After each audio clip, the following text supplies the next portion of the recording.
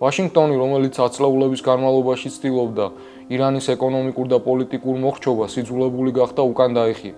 დონალდ ტრამპი უკვე ხედავს, რომ მან რეალურად დაუშვა ყველაზე დიდი საგარეო პოლიტიკური შეცდომა თეთრ სახლში ყოფნის ორივე ვადის განმავლობაში.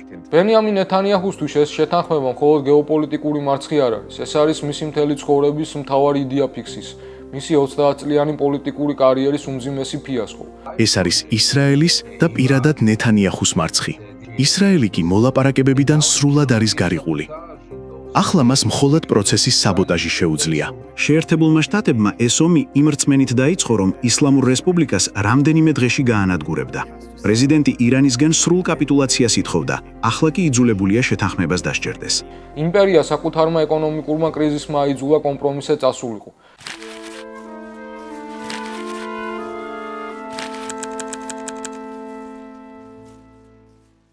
გამარჯობა. ეს არის ყოველკვირეული მიმოხილვა რა ხდება მსოფლიოში. როგორც წინა ეპიზოდებში, დღესაც იმპერიების ბარბაროსობასა და ჩაგრული ხალხის თავისუფლებისთვის ბრძოლის შესახებ მოგიყვებით. იმაზე, რასაც მეინსტრიმ მედიაში იშვიათად ნახავთ. თუმცა იმისთვის, რათა ჩვენი ხმა მომავალში ისმოდეს, ერთადერთი გზა თქვენი აქტიურობა. გთხოვთ გახდით ჩვენი მხარდამჭერი ყოველთვიური დონაციით და გამოიწერეთ ჩვენი სოციალური ქსელები. დონაციის ბმულს კომენტარების ველში ნახავთ. დღეს ჩვენი მთავარი თემა ახლო აღმოსავლეთში მიმდინარე დრამატული ძვრებია, რამაც ამერიკის შეერთებული შტატების გლობალური ჰეგემონიის არქიტექტურის აშკარა ბზარები კიდევ ერთხელ გამოავლინა. საფრანგეთში ვერსალის სასახლეში დიდი 7-იანი სამიტის დასრულებისთანავე ამერიკის შეერთებულმა შტატებმა და ირანმა ოფიციალურად მოაწერეს ხელი 14 პუნქტიან ურთიერთგაგების მემორანდუმს, რომელიც რეგიონში ომის დასრულებას ისახავს მიზნად. ვაშინგტონი, რომელიც ათწლეულების განმავლობაში ცდილობდა ირანის ეკონომიკურ და პოლიტიკურ მოხრჩობას, იძულებული გახდა უკან დაეხია. დოკუმენტი ითვალისწინებს არა მხოლოდ სამხედრო მოქმედებების დაუყოვნებლივ შეწყვეტას, არამედ ამერიკის მხრიდან ბლოკადის მოხსნას, სანქციების გაუქმებას, ირანის გაყინული აქტივების დებლოკირებას და 300 მილიარდიანი საინვესტიციო ფონდის შექმნას ქვეყნის აღსადგენად. ძალიან მიხარია იმის თქმა, რომ ხელი ყველაფერზე მოწერილია, შეთანხმება სრულად ხელმოწერილია და სრუტე უკვე ნაწილობრივ გახსნილია. როგორც იცით, ახლა მცირე სამძებრო სამუშაოებს ატარებენ რამდენიმე ნაღმის აღმოსაჩენად, რომლებიც უკვე იპოვეს კიდეც. მაგრამ არსებითად გემებმა უკვე დაიწყეს გასვლა. პარასკევს კი ის სრულად გაიხსნება. ჩვენ ძალიან კარგად გაუგეთ ირანს. იქ ლიდერების სულ სხვა შემადგენლობა. როგორც იცით, პირველი შემადგენლობა აღარ არის, არც მეორე შემადგენლობა. ხოლო მესამე შემადგენლობა ძალიან ჭკვიანი აღმოჩნდა. ძლიერები არიან, ძალიან ჭკვიანები, მაგრამ ჩვენ საბოლოოდ მაინც დავდეთ გარიგება. თუმცა ამ ეგრეთ წოდებული სამშვიდობო შეთანხმების მიღმა კვლავ მკაფიოდ ჩანს დასავლური სამხედრო მანქანის ცინიზმი და აბსოლუტური დაუჩელობის სინდრომი. სანამ თეირანი და ვაშინგტონი დოკუმენტს აფორმებდნენ, დონალდ ტრამპმა ღიად მიანიშნა, რომ არავინ აგებს პასუხს გასულ თებერვალში ქალაქ მინამში გოგონების დაწყებით სკოლაზე მიტანილ ამერიკულ-ისრაელურ სარაკეტო დარტყმებზე, რომელმაც 175-ზე მეტი ბავშვი სიცოცხლე შეიწირა. იმპერიის ლოგიკით, ასობით უდანაშაულო სკოლის მოსწავლის მკვლელობა უბრალო წარსულს ჩაბარებული შეცდომაა, რომელზეც კითხვების დასმაც კი ზედმეტია. ეს კიდევ ერთხელ გვაჩვენებს, რომ კოლონიური ამბიციებისთვის პერიფერიების მოსახლეობის სიცოცხლეს ნულოვანი ფასი აქვს. შეგიძლიათ ახლა გვიცხრათ, დააკისრებთ თუ არა თქვენი ადმინისტრაციის რომელიმე წევრს პასუხისგებლობას სკოლაზე მიტანილ დარტყმაზე, რომელმაც ომის პირველ დღეს 100-ზე მეტი ბავშვის სიცოცხლე შეიწირა. არა, თუ ეს შეცდომა იყო და როგორც იცით, ეს საკითხი გამოძიების პროცესშია. საოცარია ამ ეტაპზე ასეთ კითხვას რომ მისმამთ, რადგან თქვენ საუბრობთ იმაზე, რაც ძალიან დიდი ხნის წინ მოხდა. თუმცა ეს განზრახ არავის გაუკეთებია. ალბათ მათზეც უნდა თქვათ რამე, რა უყოთ იმ ათასობით ჯარისკაცს, რომლებიც მანქანის კარის გაღებისას ააფეთქეს. რა უყოთ ირანის მიერ მოკლულ ათასობით ადამიანს. არა, შეცდომები ხდება. ომი საშინელი რამაა, მაგრამ ვიცი რომ ეს გამოძიების პროცესშია და შემიძლია ანგარიში ხვალვე მოგიმზადოთ. ან ეს კითხვა პიტ ჰექსეც უნდა დაუსვათ, რადგან საქმეს ისინი იძიებენ. თავის მხრივ ისრაელმაც ბოლო ინფორმაციით ჰეზბოლასთან ცეცხლის შეწყვეტას მოაწერა ხელი. ეს შეთანხმება კიდევ ერთხელ აშიშვლებს ისრაელის, როგორც ახლო აღმოსავლეთში ამერიკული იმპერიალიზმის მთავარი ფორპოსტისა და სამხედრო პლაცდარმის რეალურ ბუნებას. მიუხედავად იმისა, რომ დოკუმენტი ყველა ფრონტზე, მათ შორის ლიბანშიც, ცეცხლის შეწყვეტას მოითხოვდა, სიონისტური რეჟიმის დრონებმა ირან-ამერიკის შეერთებული შტატების შეთანხმების ხელმოწერიდან რამდენიმე საათში საჰაერო დარტყმები მიიტანეს სამხრეთ ლიბანის დასახლებულ პუნქტებზე, რასაც მსხვერპლი მოჰყვა. ისრაელი, რომელიც პარალელურად ღაზის სექტორშიც არგოს ყოველგვარ შეთანხმებას და უკვე ტერიტორიის 64%-ს აკონტროლებს, მოქმედებს როგორც საერთაშორისო სამართლის მიღმა მდგომი აგრესორი, რომლის მიზანიც რეგიონის მუდმივ ქაოსში და სისხლში ჩახრჩობა. გავაგრძელოთ მოქმედება ამერიკის შეერთებული შტატების პოზიციის საწინააღმდეგოდაც? დიახ, გავაგრძელოთ მოქმედება ამერიკის შეერთებული შტატების პოზიციის საწინააღმდეგოდაც კი. ჩვენ ვართ დამოუკიდებელი სახელმწიფო და არ შეგვიძლია შევწყვიტოთ სახლების ნგრევა სამხრეთ ლიბანში. არ შეგვიძლია ნებადართოთ სამხრეთ ლიბანის მოსახლეობას უკან დაბრუნდეს. ეს საფრთხეს უქმნის ჩვენს ჯარისკაცებს. ეს საფრთხეს უქმნის ჩვენს მაცხოვრებლებს. ჩვენ არ უნდა მივცეთ მათ უფლება დაბრუნდნენ საზღვრებთან. დაბრუნდნენ იმ მდგომარეობამდე, რაც 7 ოქტომბრამდე იყო. ჩვენ უნდა გავაგრძელოთ ტერიტორიის კონტროლი. პრეზიდენტ ტრამპის აზრის საწინააღმდეგოდაც კი. უკვე ფაქტია, რომ ირან-ამერიკის ეს შეთანხმება იმავდროულად ნიშნავს უდიდეს და შესაძლოა გაუმთელებელ სტრატეგიულ ბრძანს ვაშინგტონსა და თელ-ავივის შორის. საიდუმლო არ არის, რომ ეს ომი თავიდანვე მათ შორის სიონისტური რეჟიმის უმთავრესი გეოპოლიტიკური ამბიცია იყო. ბენიამინ ნეთანიაჰუმ შეძლო ამერიკული სამხედრო მანქანის მობილიზება, რათა საკუთარი რეგიონული კონკურენტი სხვისი ხელით გაენადგურებინა. თუმცა იმპერიალისტურმა ბლიცკრიგმა კრახი განიცადა. ტრამპი კი იძულებული გახდა შეგუებოდა ისლამური რესპუბლიკის არსებობას და რაც თავარია დათანხმებოდა ლიბანიდან ისრაელის უკანდახევას. თეირანმა ეს დიპლომატიური ნაპრალი ოსტატურად გამოიყენა. მათ ამერიკასთან ზავის ფასად სიონისტების მაქსიმალისტური პოზიციების განადგურება და სამხრეთ ლიბანის დატოვება მოითხოვეს. კულისებში არსებული რიტორიკა აჩვენებს, რომ ტრამპი პირადად არის განრისხებული ნეთანიაჰუზე, რადგან ხვდება, რომ ისრაელის კოლონიური ამბიციების გამო ვაშინგტონმა კატასტროფული პოლიტიკური და გეოპოლიტიკური ფასი გადაიხადა. ტრამპის გაღიზიანება გამოიწვია ისრაელის მიერ ბეირუთის საცხოვრებელ კორპუსებზე მიტანილმა მორიგმა იერიშმა, რომლებიც ესკალაციისკენ იყო მიმართული. ზუსტად იმ დროს, როდესაც აშიში და ირანი ცეცხლის შეწყვეტის მემორანდუმს აფორმებდნენ. ნეთანიაჰუს თავგასულობამ ტრამპი ისე აღაშფოთა, რომ G7 სამიტზე შემდეგი განცხადება გააკეთა. თუ ისრაელს არ შეუძლია საქმის გაკეთება ისე, რომ ყველა დანარჩენი არ ამოხოცოს, მაშინ საქმეს ის გააკეთებს. სირია გააკეთებს ამ საქმეს. ჩვენ ძალიან კარგი ურთიერთობა გვქონდა. ახლა ზოგიერთ საბოლოო დეტალზე ვსაუბრობთ. მე არ მომეწანა, რომ მანიერიში მიიტანა ისეთ რამეზე, იცით, იქ სრულიად უმნიშვნელო პატარა ინციდენტი მოხდა, რამდენიმე გაშვებულ დრონთან დაკავშირებით. მან კი ბოლოს ძალიან მე ვნახე ეს თავდასხმა. ვნახე სად ჩავარდა ის ბომბი. ნახეთ რა მოხდა. ეს არ იყო, ეს იყო სასტიკი, ეს იყო მეტისმეტი. იცით, გადაჭარბებაც შესაძლებელია. მაგრამ ჩვენ ძალიან ეფექტური ურთიერთობა გვქონდა. ჩვენ გარეშე, შეერთებული შტატების გარეშე, ისრაელი არ იარსებებდა. ჩემ გარეშე, ისრაელი არ იარსებებდა. რადგან არც ერთი სხვა პრეზიდენტი არ იყო მზად გაეკეთებინა ის, რაც მე გავაკეთე. ბიბისთან შესანიშნავი ურთიერთობა მქონდა, მაგრამ ახლა ბიბი უფრო პასუხისმგებლიანი უნდა იყოს ლიბანთან მიმართებით. ახლა მე არ ვარ კმაყოფილი იმით, როგორ მოიქცა ისრაელი ლიბანთან და ჰეზბოლასთან. მათ ეს საქმე უფრო სწრაფად უნდა მოეგვარებინათ.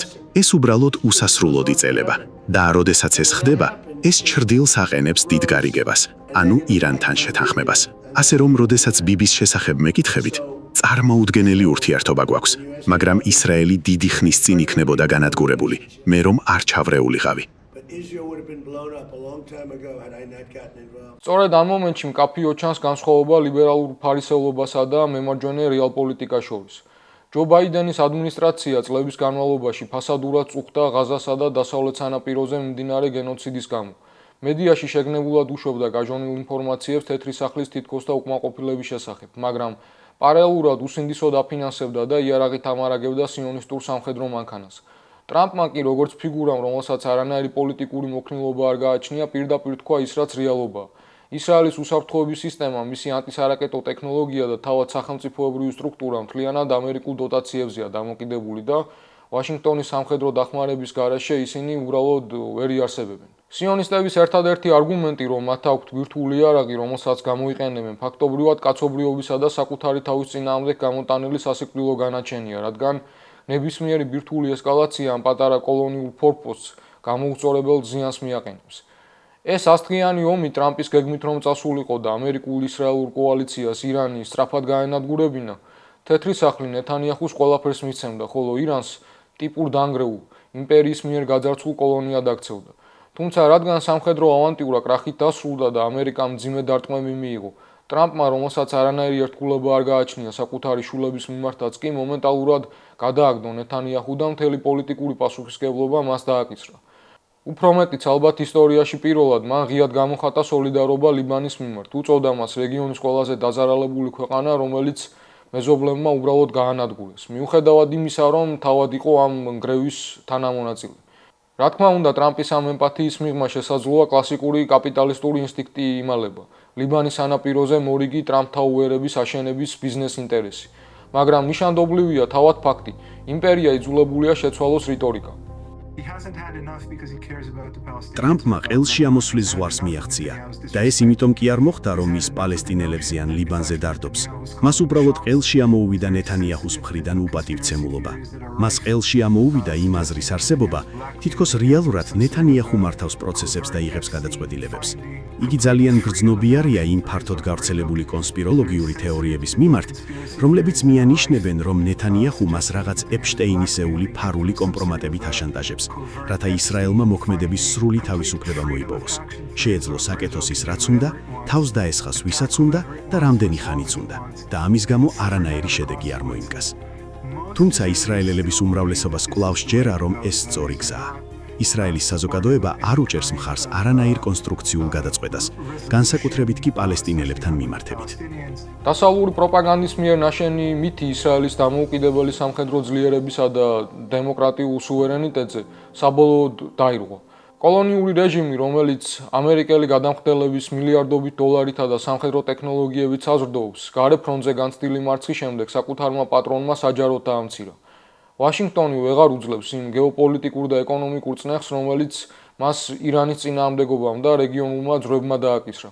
ჩვენ თვალს ვადევნებთ გლობალური იმპერიალისტური არქიტექტურის უმძიმეს შიდა რღვევას, სადაც ცენტრი საკუთარი გადარჩენისთვის მზად არის საჯაროდ გასწიროს თავისი ყველაზე აგრესიული რეგიონული სატელიტი. ნეთანიაჰუმ უდიდესი რისკი გასცია. მას ირანის რეჟიმის დამხობა და ირანის ისლამური რესპუბლიკის განადგურება სურდა ზუსტად იმ დროს, როდესაც თეთრ სახლში იჯდა ამერიკის პრეზიდენტი, რომელიც ვფიქრობ საკმარისად არასტაბილური და დაუფიქრებელი აღმოჩნდა ამ საქმეში ჩასართავად. მან თავიდან დიდ წარმატებას მიაღწია. ამერიკელები მართლაც ჩაერთნენ ომში და მათ მოკლეს უზენაესი ლიდერი. თუმცა ნეთანიაჰუს მთავარი პრობლემა ახლა ისაა, რომ ირანის რეჟიმმა გაუძლო. ის კვლავ არსებობს და იმაზე ძლიერია ვიდრე ოდესმე. დონალდ ტრამპი უკვე ხედავს, რომ მან რეალურად დაუშვა ყველაზე დიდი საგარეო პოლიტიკური შეცდომა თეთრ სახლში ყოფნის ორივე ვადის განმავლობაში. მისი მეორე ვადის უდიდესი შეცდომა ირანში შეჭრის გადაწყვეტილებაა. მან იცის, რომ ბენიამინ ნეთანიაჰუმ ის უბრალოდ გააცურა ან დააჯერა, რომ ეს კარგი იდეა იქნებოდა. ასე რომ ახლა ბენიამინ ნეთანიაჰუ ისეთ ვითარებაში აღმოჩნდა, როდესაც ირანში ხელისუფლებაში კვლავ იგივე ხალხი რჩება, ხოლო ამერიკის პრეზიდენტი მასზე საშინლად არის განრისხებული. ეს კი ძალიან სახიფათო მდგომარეობაა, როდესაც ისრაელი ხარ. კონტექსტი კი ისაა, რომ ამ გარიგებით, მიუხედავად იმისა, რომ დეტალები ჯერ არ გამოქვეყნებულა, ყველა ნიშანი, მათ შორის ტრამპის დღევანდელი და ჯეიდი ვენსის გუშინდელი განცხადებები, მიუთითებს იმაზე, რომ ტრამპი ემზადება ხელი მოაწეროს შეთანხმებას, რომელიც არსებითად ზუსტად ჰგავს ობამას დროინდელ ხელშეკრულებას. ეს ნიშნავს, რომ ირანი შეძლებს საკუთარ ქვეყანაში ურანის გამდიდრების გაგრძელებას, თუმცა მხოლოდ გარკვეულ ზღვრამდე. ობამას დროს ეს იყო 3,77%. მას შემდეგ, რაც ტრამპმა ობამას შეთანხმება გააუქმა, ირანელებმა ურანის 60%-მდე გამდიდრება დაიწყეს. ასე რომ, როდესაც ტრამპი ამბობს კითხვას, მათ ეს ყველაფერი ბაიდენის დროს გაამდიდრეს, ერთადერთი მიზეზი, რის გამოც მათ გამდიდრება შეძლეს, ისაა, რომ თავად ტრამპმა დახია ეს შეთანხმება. ამ უაღრესად ძვირადღირებული ომის შემდეგ, ტრამპი ახლა მზად ჩანს დათანხმდეს ზუსტად იმავე ხელშეკრულებას, რომელიც ობამას ჰქონდა. მაგრამ უნდა გვახსოვდეს, რომ სწორედ ეს შეთანხმება იყო ის, რამაც ნეთანიაჰუ ისე გააცოფა, რომ ვაშინგტონში კონგრესის წინაშეც კი გამოვიდა და საჯაროდ დაგმო ობამა. შესაბამისად, ნეთანიაჰუსთვის ეს არის აბსოლუტური წაგება ორმხრივად და ახლა მათ გადაწყვეტილება უნდა მიიღონ. განზე გადგნენ და მისცენ უფლება ობამას დროინდელ შეთანხმებას, რომ მომდევნო 60 დღის განმავლობაში ხელახლა შეთანხმდეს, თუ სცადონ პროცესის ჩაშლა ლიბანის დაბომბვის გაგრძელებით, რითაც სავარაუდოდ კიდევ უფრო მეტად გაარისხებენ ამერიკის პრეზიდენტს. მოკლედ, ისინი უმძიმეს ხაპანგში არიან. ბენიამინ ნეთანიაჰუსთვის ეს შეთანხმება მხოლოდ გეოპოლიტიკური მარცხი არ არის. ეს არის მისი მთელი ცხოვრების მთავარი იდეაფიქსის, მისი 30 წლიანი პოლიტიკური კარიერის უმძიმესი ფიასკო. იგი 3 ათწლეულის განმავლობაში სხვადასხვა ამერიკულ ადმინისტრაციასთან ურთიერთობისას მუდმივად ცდილობდა პროვოცირება მოეხდინა ირანის წინააღმდეგ პირდაპირი ფართომასშტაბიანი ომის. რათა ამერიკის ხელით ერთხელ და სამუდამოდ მოესპო თეირანის დომინაციის მცდელობა და შეეცვალა რეგიონის არქიტექტურა. როდესაც თებერვალში მან ამერიკულ სამხედრო მანქანასთან ერთად ამ ომის დაწყებას მიაღწია, ისრაელის მედია აპარატი ამას ისტორიულ ტრიუმფად, ახალი ახლო აღმოსავლეთის დაბადებად და ნეთანიაჰუს კარიერის მწვერვალად ასაღებდა. თუმცა დღეს რეალობა ისაა, რომ სანამ ვაშინგტონი და თეირანი ვერსალის სასახლეში მომავალ წესრიგს აფორმებდნენ, ნეთანიაჰუ ამ მოლაპარაკებების მაგიდასთან საერთოდ არ აუნდასო.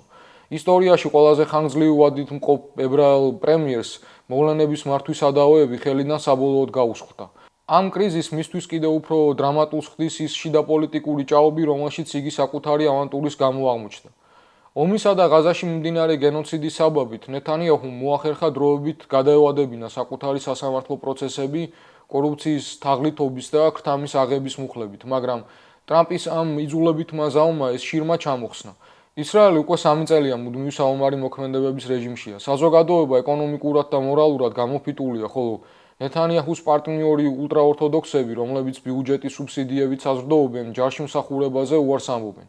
ამ პირობებში ოპოზიცია ამ შეთანხმებას ისრაელის ისტორიის უდიდეს დიპლომატიურ კატასტროფას უწოდებს. ამიტომ სავარაუდოა, რომ ნეთანიაჰუსთვის 2026 წლის 27 ოქტომბრის მოახლოებული საპარლამენტო არჩევნები მარცხს მოასწავებს. There is no other way to see it but the defeat of Israel and the person სხვაგვარად ამის დანახვა უბრალოდ შეუძლებელია. ეს არის ისრაელის და პირადად ნეთანიაჰუს მარცხი. ეს მისი ცხოვრების მთავარი პროექტი იყო, ირანი. და ეს მისი ცხოვრებისეული პროექტი ჩავარდა. ისრაელი კი მოლაპარაკებებიდან სრულად არის გარიყული. ახლა მას მხოლოდ პროცესის საბოტაჟი შეუძლია. ბეირუთზე იმ სასაცილო ბავშვური თავდასხმებით, რაც მათ გუშინვე სცადეს. ეს ყველაფერი ძალიან ფეთქებად საშიშია, თუმცა დღის ბოლოს სრულიად ნათელია, რომ ამ თამაშში ისრაელმა მხოლოდ წააგო. და ვფიქრობ, ირანთან შეთანხმების ერთ-ერთი უდიდესი გამოწვევა სწორედ ლიბანში არსებული ვითარებაა, რადგან ირანელებმა მოახერხეს სრული ბმისა და კავშირის შექმნა ლიბანსა და ამ შეთანხმებას შორის. ახლა მართლა ვერ ვხედავ ეს როგორ იმუშავებს, რადგან ისრაელი კვლავ ლიბანშია და არანაირი განზრახვა არ აქვს, რომ იქიდან ჯარები გამოიყვანოს. სანამ ჯარისკაცები იქ იქნებიან, სრული ცეცხლის შეწყვეტა ვერ მოხდება, რადგან ლიბანის ისრაელისეული ოკუპაციის მიმართ წინააღმდეგობა ყოველთვის იარსებებს. რესპუბლიკურ პარტიაში, თეთრ სახლსა და სახელმწიფო დეპარტამენტში ადამიანების უმრავლესობა ისრაელის მიმართ ბევრად უფრო კრიტიკულადაა განწყობილი ვიდრე თავად ტრამპი. ახლა თუ ნეთანიაჰუ მოახერხებს და ურთიერთობას თავად ტრამპთანაც გააფუჩებს, მაშინ ისრაელი აღმოჩნდება ისეთი გამოწვევის წინაშე, როგორიც მანამდე არასდროს ყოფილა. ფიქრობ, შედეგები და შედეგების სიმძიმე ძალიან მოკლე დროში გახდება აშკარა. შეერთებულ შტატებისთვის და პირადად დონალდ ტრამპისთვის ისრაელი დღეს დაბრკოლებაა და ამიერიდან მას ზუსტად ისე მოეპყრობიან, როგორც დაბრკოლებას. the United States and for Donald Trump personally, Israel is an obstacle and it will be treated as an obstacle from now on. ერთი მხრივ ტრამპი ნეთანიაჰუსგან კატეგორიულად მოითხოვს ლიბანში ცეცხლის დაუყოვნებლივ შეწყვეტას, ოღონდ არა ისეც, როგორიც ისრაელს ჩვევია, შეთანხმების ფორმალური გაფორმება და შემდეგ უარესი სასაკლაოების მოწყობა. ამჯერად ტრამპმა იცის, რომ 14 პუნქტიანი მემორანდუმის ერთ-ერთი მთავარი პუნქტი სწორედაც ისრაელის რეალურ შებორკვაზე გადის. თუ ნეთანიაჰუ ამერიკის პრეზიდენტს დაემორჩილება და სამხრეთ ლიბანიდან ჯარებს საბოლოოდ გამოიყვანს, სავარაუდოა, რომ მას საკუთარი მმართველი კოალიციის ულტრამემარჯვენე ფრთა მომენტალურად დაუჯანყდება და ღალატში დაადანაშაულებს. როდესაც ისრაელის ამავე ულტრამემარჯვენე ფრთის მინისტრებმა ბენ გვირმა და სმოტრიჩმა ტრამპის ხელშეკრულებას იატაკქვეშა კაპიტულაცია უწოდეს, თეთრი სახლის უმაღლესი ეშელონებიდან უპრეცედენტო და უხეში საჯარო პასუხი მიიღეს. ვიცე-პრეზიდენტმა ვენსმა უგულებელყო დიპლომატიური ეტიკეტი და თელ-ავივის მმართველ ელიტას მოუწოდა სასწრაფოდ გამოფხიზლდნენ და რეალობას თვალი გაუსწორონ, რადგან მათი თავდაცვითი იარაღის 2/3 მთლიანად ამერიკელი გადამხდელების ფულით ფინანსდება და ამერიკის გარეშე ისრაელს მსოფლიოში არც ერთი ძლიერი მოკავშირე აღარ დარჩენია. I saw the Axios report. მე ვნახე აქსიოსის რეპორტი თითქოს ნეთანიაჰუ განრისხებულია. ეს არას სახავს იმ საუბრებს, რაც მე პირადად მქონდა მასთან, თუმცა შესაძლოა ის ხას ეუბნება რაღაცას და მე არა. მაგრამ რაც შემიძლია ვთქვა და ეს ნამდვილად მაწუხებს, არის ის, რომ ბიბის კაბინეტის წევრები საჯაროდ გამოვიდნენ, თავს დაესხნენ ამ შეთანხმებას და გარკვეულწილად ძალიან პერსონალურადაც შეურაცხყვეს ამერიკის შეერთებული შტატების პრეზიდენტი. ჩემი გზავნილი მათ მიმართ ორნაწილიანი იქნებოდა. პირველი, დონალდ ტრამპი ამჟამად ერთადერთი სახელმწიფო სახელმწიფო ლიდერია მთელ მსოფლიოში, ვინც ისრაელის სახელმწიფოს მიმართ სიმპათიითაა განწყობილი. და ის სრულიად შემთხვევით მსოფლიოს ერთადერთი სუპერსახელმწიფოს მეთაურია. მე რომ ისრაელის მთავრობის კაბინეტში ვიჯდე, ალბათ თავს არ დავესხმებოდი იმ ერთადერთ ძლიერ მოკავშირეს, რომელიც კიდევ დამრჩენია ამ პლანეტაზე. და მეორე გზავნილი, რომელიც მინდა გადავცე ამ მინისტრებს და უნდა აღვნიშნო, რომ თავად ბიბი მის სასარგებლოდ უნდა ითქვას, ამ გზას არ გახყოლია. მაგრამ ისრაელის იმ კაბინეტის წევრებს, რომლებიც თავს ესხმიან აშიშის პრეზიდენტს, ვეტყოდი შემდეგს. ბოლო 3 თვის განმავლობაში იმ თავდაცვითი შეიარაღების 2/3, რომელიც თქვენ სამშობლოს იცავდა, ამერიკული ხელებითაა შექმნილი და ამერიკელი გადამხდელების დოლარებითაა დაფინანსებული. ისრაელის პრობლემა დონალდ ტრამპი არ არის და ნებისმიერი ისრაელში, ვისაც გონია, რომ მათი უდიდესი პრობლემა ამერიკის პრეზიდენტია, სასწრაფოდ უნდა გამოფხიზლდეს და თვალი გაუსწოროს იმ რეალობას, რომელშიც დღეს ეს ქვეყანა იმყოფება. თელს ამ ამბავში ყველაზე ირონიული ის არის, რომ ამერიკამ და ისრაელმა ირანში მართლაც მიაღწიეს ერთგვარ რეჟიმის სრულებას, თუმცა აბსოლუტურად საპირისპირო შედეგი, ვიდრე ამას ცენტრალური სადაზვერვო სამმართველო გეგმავდა. 2025 წლის ივნისის პირველი თავდასხმებიდან მოყოლებული ამერიკულ-ისრაელურმა აგრესიამ 130-ზე მეტი მაღალჩინოსანი ირანელი ლიდერი მოკლა.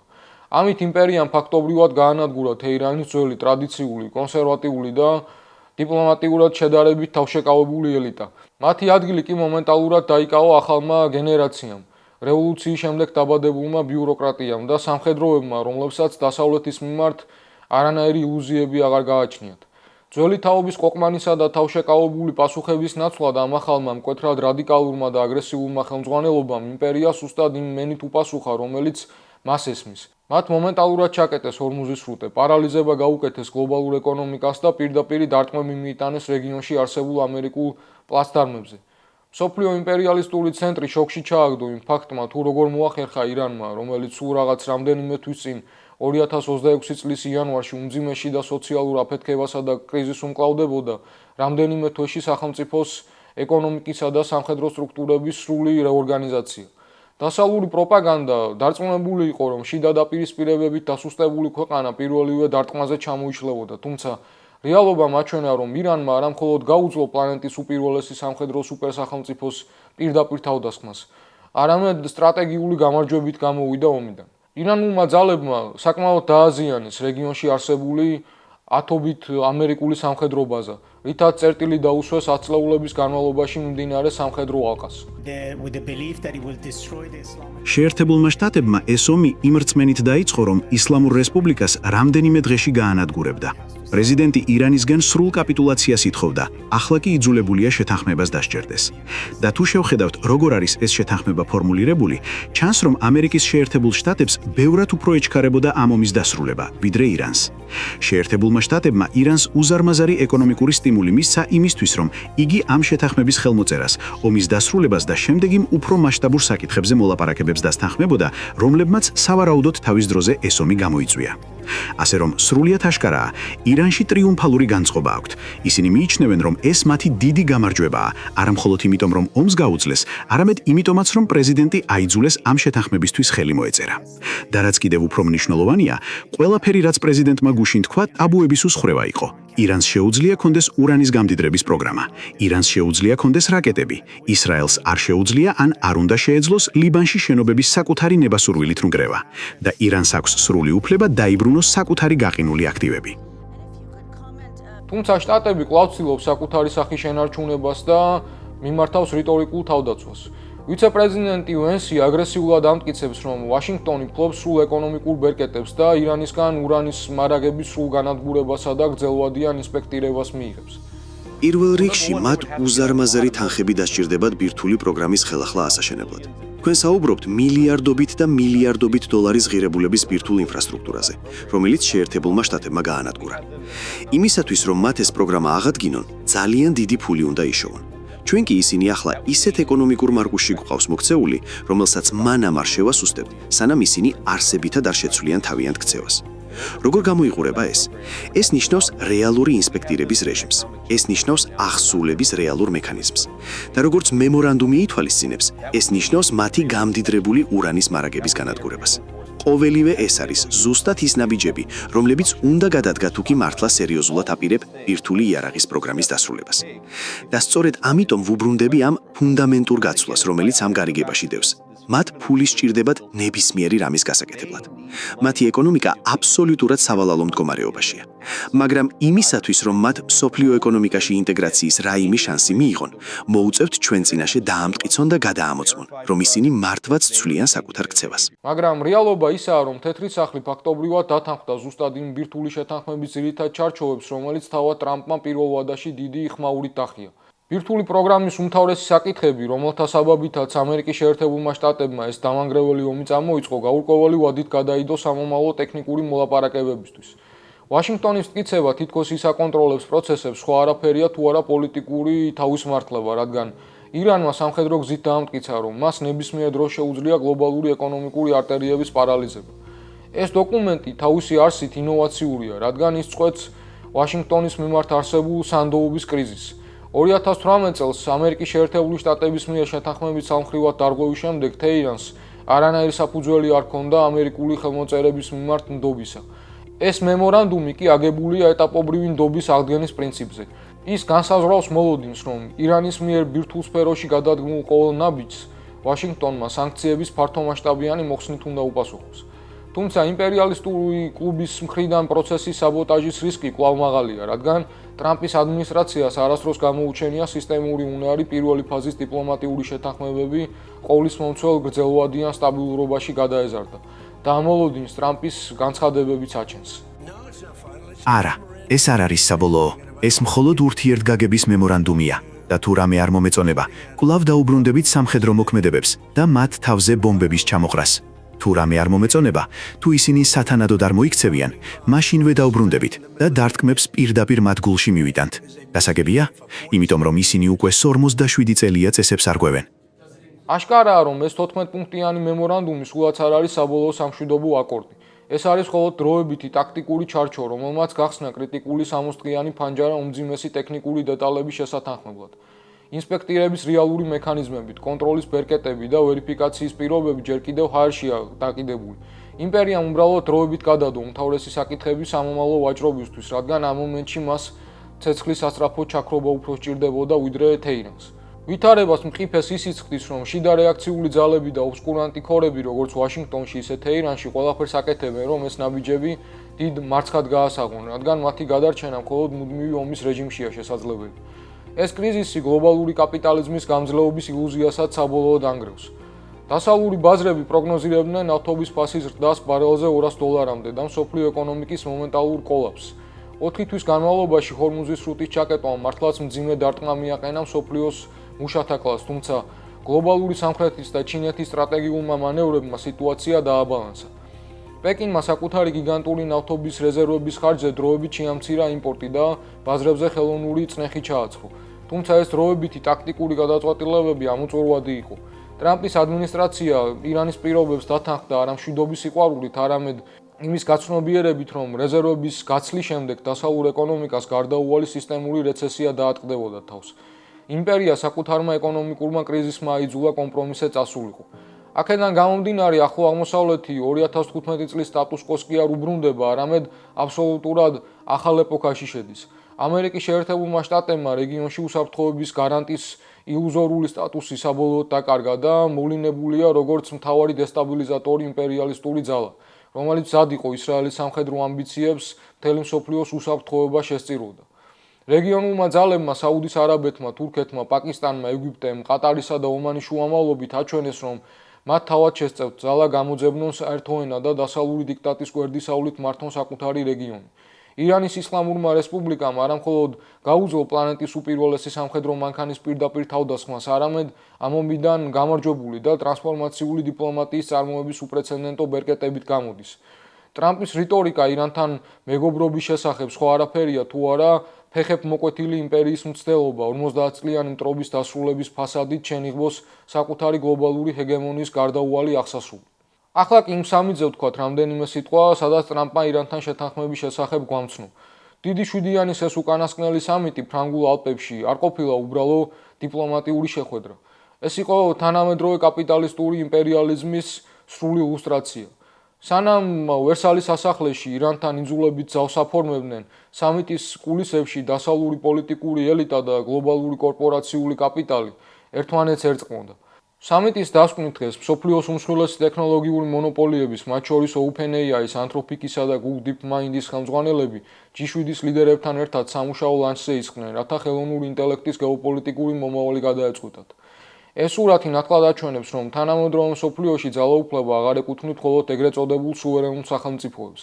მათ რეალურად ფლობენ კერძო ტექნოლოგიური გიგანტები და სუპერმდიდრები. ამავდროულად დასავლური სახელმწიფო აპარატი ამ ტექნოლოგიებს მომენტალურად აქცევს იმპერიალისტური ბატონობის იარაღად, რასაც მოწმობს თუნდაც ვაშინგტონის ბრძანება Anthropic-ის მიმართ, რომ ნაციონალური უსაფრთხოების საბაბით შეეზღუდათ უცხო ქვეყნის მოქალაქეების წვდომა უახლეს მოდელებზე.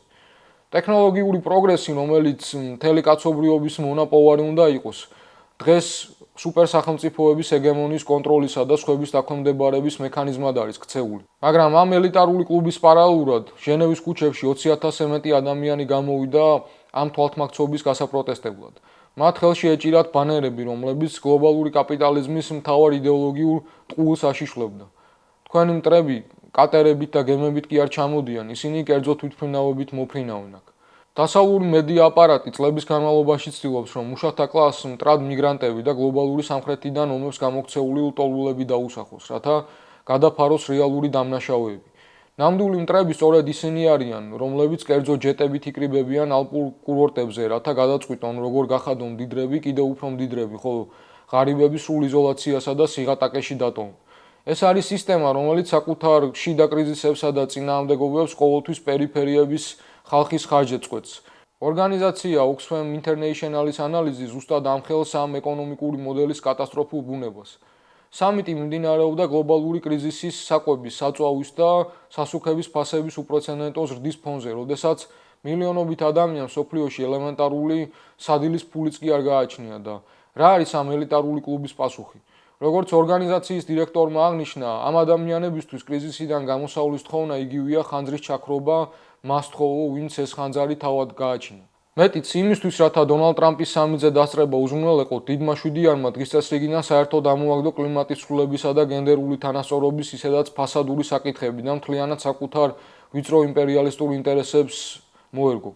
ამ ყველაფრის ფონზე დასავლურმა სახელმწიფოებმა ჰუმანიტარული დახმარების გლობალური პროგრამები რეკორდულად შეკვეცეს.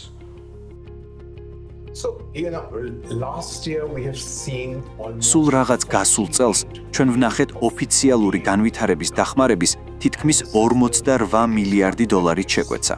ეს არის ყველაზე მასშტაბური შემცირება, რაც კი ოდესმე გვინახავს. ამან რეალურად გამოიწია ის, რომ დღეს ყავს საზოგადოებები, სადაც ადამიანები უბრალოდ რესურსების არქონის გამო გვხვდებიან. პირდაპირი გავლენა ძალიან თვალსაჩინოა. თქვენ ხედავთ, როგორ ინგრევა საჯარო სერვისები. ხედავთ, როგორ იძირებიან ქვეყნები კიდევ უფრო მეტად ვალების ტვირთის ქვეშ. მაგრამ ეს ხდება მაშინ და ვფიქრობ, სწორედ ეს არის არსებული ეკონომიკური მოდელის უდიდესი ირონია, როდესაც ერთი მხრივ ხედავთ ამ ქვეყნების მიერ განხორციელებულ მასობრივ შეკვეცებს, რაც პირდაპირ დარტყმას აყენებს რიგით ჩვეულებრივ გაჭირვებულ ადამიანებს მთელ მსოფლიოს, ხოლო მეორე მხრივ თქვენ უყურებთ კონფლიქტს. ნებამომეცით მხოლოდ რამდენიმე ციფრი მოგიყვანოთ. ომის დაწყების დღიდან მოყოლებული დიდი შვიდიანი ქვეყნების 48 ენერგეტიკულმა მილიარდერმა საკუთარ ქონებას 24 მილიარდი დოლარი დაამატა. ეს ნიშნავს, რომ მათ ჯიბეებში ყოველდღიურად თითქმის 300 მილიონი დოლარი შედის. გარდა ამისა, პროგნოზების მიხედვით, 6 უმსხვილესი ნავთობკომპანია წელს 152 მილიარდ დოლარზე მეტ სუფთა მოგებას ელოდება. აი რა ხდება სინამდვილეში. ერთი მხრივ თქვენ ქმნით ეკონომიკურ სისტემას, რომელიც ასებითად ახდენს სიმდიდრის კონცენტრაციას. ისრუტავს მას რიგითი, ჩვეულებრივ ადამიანებისგან, მუშათა კლასისგან და მის კონცენტრაციას უმაღლეს მწვერვალზე ახდენს. მეორე მხრივ კი გვყავს ეს დიდი შვიდიანის ქვეყნები, რომლებიც დრამატულად და დამანგრევლად ჭრიან ჰუმანიტარულ დახმარებებს და ამის შედეგები აბსოლუტურად თვალსაჩინოა. აი სწორედ ეს არის თანამედროვე კაპიტალისტური იმპერიალიზმის ნამდვილი სახე. ომის ეკონომიკა, რომელიც მიზანმიმართულად იწოვს სიმდიდრეს მშრომელი ადამიანებისგან, რათა ეს სიმდიდრე მწვერვალზე მყოფ სუპერ მილიარდერებს გადაუნაწილოს. დასავლეთის მიერ ღაზაში თუ სხვაგან გადაგდებული გროშები არ არის ჰუმანიტარული დახმარება. ეს არის დაცინო. გლობალურ სამხრეთს სჭირდება არა მათი მოწყალება, არამედ სუვერენიტეტი, რეკონსტრუქცია და რევოლუციური სული ადამიანის ღირსების აღსადგენად. ვაშინგტონის უოლ-სტრიტის კონსენსუსი საბოლოოდ უპირისპირდება კაცობრიობის ინტერესებს და სწორედ ამიტომ ირანთან გაფორმებული ეს იძულებითი ზავიც ცხადია, სულაც არ არის ამერიკის შეერთებული შტატების მოწყალება ან გამარჯვება. ეს არის კრიზისში მყოფი მორყეული იმპერიის მცდელობა დროებით გადაავადოს საკუთარი გლობალური კრახი. დღეისთვის სულ ეს იყო. გამოიწერეთ ჩვენ YouTube არხი, არ დაგაუწყდეთ დონაცია, ჩვენ მომავალ კვირაში ვხვდებით დროებით.